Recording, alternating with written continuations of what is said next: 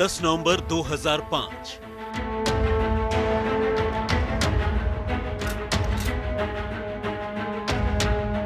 बंदूकें तैयार हैं, असलहों की नाल में गोली भरी जा चुकी है। इंतजार है तो बस एक जंग का, एक ऐसी जंग जिसमें उसूल कायदों की कोई जगह नहीं। जगह है तो सिर्फ दुश्मन को ठिकाने लगाने के मकसद की। एक सियासी मगर खूनी जंग की सभी तैयारियां पूरी करके ये काफिला अपनी मंजिल की ओर बढ़ने लगा।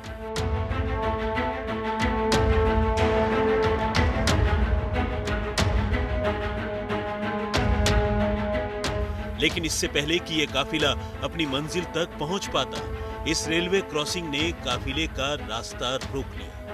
काफिले में चल रही गाड़ियों में अचानक ब्रेक लगे ही थे कि पूरा इलाका गोलियों की आवाज से गूंज उठा। दर्जनों गोलियां एक साथ चली और देखते ही देखते पूरी सड़क खून से लाल हो गई। इस वारदात में वैसे तो 2 लोगों की मौत हुई, लेकिन इन दोनों में एक नाम ऐसा था जिसे सुनकर यूपी के छोटे से जिले ललितपुर में भूचाल आ गया। जी हां, यहां गोलियों से छलनी किया गया शख्स कोई आम इंसान नहीं, बल्कि यहां की रियासत का राजकुमार संजय सिंह बुंदेला उर्फ संजू था। वो संजू राजा जिसके खौफ से हवा भी अपना रुख बदल लेती थी। लेकिन आज वही राजकुमार गोलियों से छलनी होकर बेजान हो चुका था। दरअसल हुआ यूं कि राजकुमार संजय ललितपुर से जिला पंचायत का चुनाव लड़ रहे थे। इसी सिलसिले में वो अपने काफिले के साथ अपनी पत्थर की खानों का मुआयना करके महल की ओर लौट रहे थे और अचानक रास्ते में उनकी गाड़ी पर बंदूकधारियों ने हमला बोल दिया। इससे पहले कि राजकुमार कुछ समझ पाते, उनका जिस्म गोलियों से छलनी हो चुका था।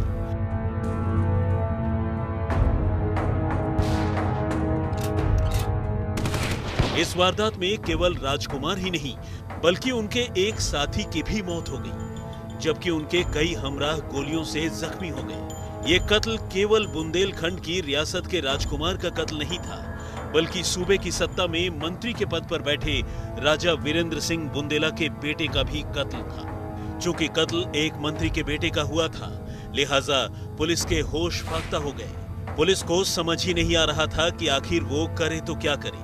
हाँ, इस वारदात के चंद चश्मदीदों ने इतना जरूर बताया कि संजू राजा को कार्बाइन की गोलियों से छलनी किया गया। चश्मदीदों ने पुलिस को गाड़ी के बारे में भी जानकारी दी, जो वारदात के वक्त संजू के काफिले में पीछे मौजूद थी और कत्ल के बाद मौका वारदात से गायब हो गई। अभी पुलिस कुछ जांच कर पाती कि राजकुमार के कत्ल की खबर पूरे सूबे में फैल गई। फिर क्या था, राजघराने के चाहने वालों ने शहर में आगजनी और कोहराम मचाना शुरू कर दिया। इलाके में कई गाड़ियों को आग के हवाले कर दिया गया, कई दुकानें जलकर खाक हो गईं।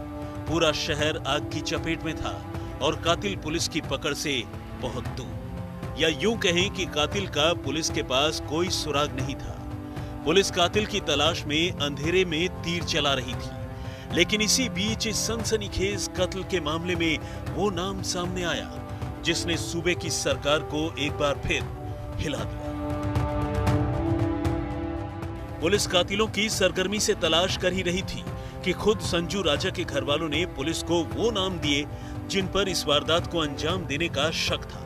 ये नाम था बुंदेलखंड के बाहुबली नेता जयराम सिंह यादव का। वो जयराम सिंह यादव जो राजघराने के खिलाफ सबसे मजबूत नेता बनकर उभर रहा था। बल्कि नाम क्या सामने आया, संजू के समर्थकों ने जयराम सिंह के घर पर हमला बोल दिया। जयराम के घर को नेस्तो नाबूद कर दिया गया, गाड़ियां जला दी गई और घर पर सैकड़ों राउंड फायरिंग की गई। उधर संजय राजा के कत्ल में दर्ज एफआईआर में राजकुमार के समर्थकों ने तहरीर दी कि मौका वारदात पर यानी रेलवे क्रॉसिंग के पास जयराम और संजू के समर्थकों में झड़प हुई और देखते ही देखते जयराम के गनर ने संजू राजा पर अपनी कार्बाइन से कई गोलियां दाग दी। एफआईआर में इस बात का भी जिक्र था कि गोली दोनों तरफ से चली। इनमें से कई गोलियां जयराम और उसके गनर को भी लगी। कत्ल के इस मामले में सिर्फ जयराम यादव ही नहीं, उनकी बीवी और बेटों को भी नामजद करा दिया गया। इस मामले में सबसे खास बात यह थी कि दोनों ही नेता तत्कालीन मुलायम सरकार के बेहद करीबी थे। राजा वीरेंद्र सिंह एक मंत्री थे और जयराम सिंह यादव बिरादरी का होने के नाते मुलायम सिंह यादव के चहेते माने जाते थे। अब पुलिस और सरकार खुद पशोपेश में थी कि आखिर किसे पकड़ा जाए और किसे बचाया जाए। इन सब के बावजूद शहर के हालात को देखते हुए पुलिस ने जयराम और उसके साथियों को गिरफ्तार कर लिया।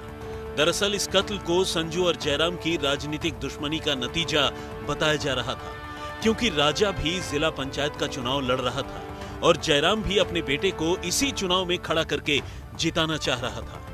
कहते तो ये भी हैं कि सरकार में बैठे कई लोग भीतर ही भीतर मंत्री के खिलाफ जयराम को शह दे रहे थे। यही वजह थी कि पुलिस ने मुकदमा तो दर्ज किया, लेकिन जांच इतनी लचर थी कि पहले ही मोड़ पर जयराम की पत्नी और बेटे को जांच से बाहर कर दिया गया। ऐसे में सवाल उठना लाजमी था कि जब दोनों बेकसूर थे तो पुलिस ने दोनों के खिलाफ बिना किसी जांच के एफआईआर दर्ज क्यों की? इस खूनी जंग को समझने के लिए इसकी बुनियाद में जाना बेहद जरूरी है। इस दुश्मनी की शुरुआत तब हुई जब जयराम ने बहुजन समाजवादी पार्टी छोड़कर अचानक मुलायम सिंह यादव का दामन थाम लिया। बस फिर क्या था, सरकार से जयराम को शह मिलने लगी और उसने अपने बेटे को जिला पंचायत अध्यक्ष बनाने की कोशिशें शुरू कर दी।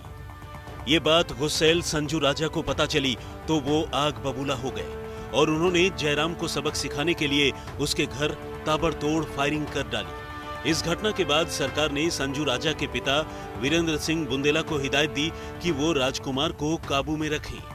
यही नहीं, तब के सपा नेता शिवपाल यादव ने दोनों के बीच सुलह सफाई कराने की भी भरपूर कोशिश की, लेकिन तमाम कोशिशों के बावजूद दोनों पक्षों के बीच तनाव जारी रहा। मुकदमा जयराम यादव और बाकी 5 आरोपियों पर चल रहा था, जिन्हें अदालत ने जमानत पर रिहा कर दिया था। सवाल ये था कि आखिरकार संजू राजा का कत्ल किसने किया, तो इसका जवाब कुछ ऐसे सामने आया। जयराम यादव की सुरक्षा में तैनात गनर को भी पुलिस ने नामजद किया था। पुलिस ने ये दलील दी कि गनर की गोली से ही संजू और उसके साथी की मौत हुई। उधर संजू राजा के घर वाले ये साफ तौर पर कह रहे थे कि ये एक सोची समझी कत्ल की वारदात थी, जिसमें गनर को मोहरा बनाया गया। इस कत्ल की बारीकियों को समझने वालों का तो यहाँ तक कहना था कि ये कत्ल तत्कालीन उत्तर प्रदेश सरकार की मर्जी और इशारे पर हुआ। पूरे मामले में ये दिखाने की कोशिश की गई कि रेलवे क्रॉसिंग पर हुई मुठभेड़ में संजू राजा जयराम को मार देता, लिहाजा गनर ने आका की जान बचाने के लिए दुश्मन पर गोलियां चला दी। यही वो चाल थी जिसने अदालत में पुलिस के मुकदमे को कमजोर कर दिया। चूंकि इस वारदात में जयराम ने खुद को और अपने गनर को जख्मी साबित कर दिया, लिहाजा कानूनी तौर पर केस और कमजोर हो गया। दूसरी ओर अदालत में वो कागजात भी रखे गए जो ये साबित करते थे कि संजू राजा भी क्रिमिनल था और उस पर भी कई मुकदमे दर्ज थे।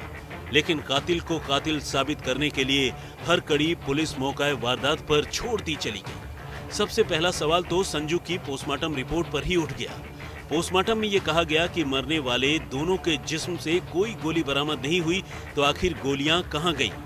जी हां, ये वो सवाल हैं जो कत्ल करने वाले लोगों के लिए बेहद मददगार साबित हुए, क्योंकि गोली नहीं मिलने पर यह भी साबित नहीं होगा कि कत्ल के वक्त कौन सा हथियार इस्तेमाल किया गया, और अगर ये साबित नहीं हुआ तो ये भी साबित कर पाना मुश्किल है कि कातिल कौन था।